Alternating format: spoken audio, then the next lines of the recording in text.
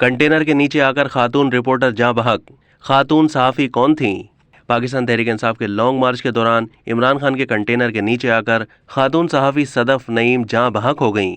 खातून reporter Sadaf Naeem रास्ते में container से उतरते हुए नीचे गिरीं और फिर इमरान खान के कंटेनर के नीचे दबकर इंतकाल कर गईं।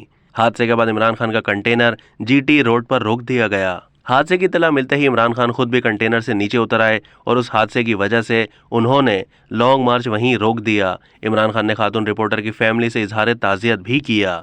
लॉन्ग मार्च की कवरेज करने वाले रिपोर्टर्स ने बताया कि रिपोर्टर सदफ नईम इमरान खान का इंटरव्यू करने की गर्ज से कंटेनर पर चढ़ना चाह रही थीं, तहम उसी दौरान वो ज़मीन पर गिर गईं और कंटेनर के पहिए तले कुचली गईं। सदफ नईम चैनल 5 से मुंसलिक थीं। 35 साला सदफ नईम ने सन 2009 में निजी टीवी चैनल 5 में शमूलियत इख्तियार की थी। वो शादीशुदा थीं और उन्होंने पसमानदगान में एक 12 साल की बेटी भी छोड़ी है।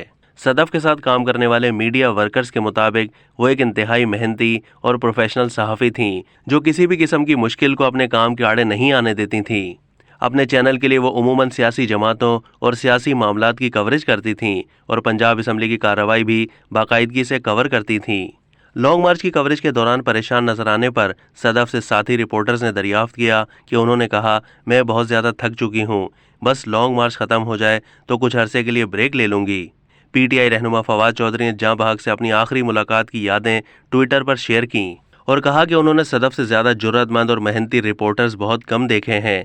वो एक दिलेर लड़की थी। कल ही इमरान खान से इंटरव्यू के बाद सदफ का लाहौर की सबसे दिलेर और मेहनती रिपोर्टर के तौर पर तारुफ करवाया गया तो उसकी आंखें चमक उठीं, मगर क्या मालूम था ये मुलाकात आखिरी होगी। अब तक के लिए इतना ही। मज़ीद मालूमात के लिए डेली जंग के यूट्यूब चैनल को सब्सक्राइब कीजिए।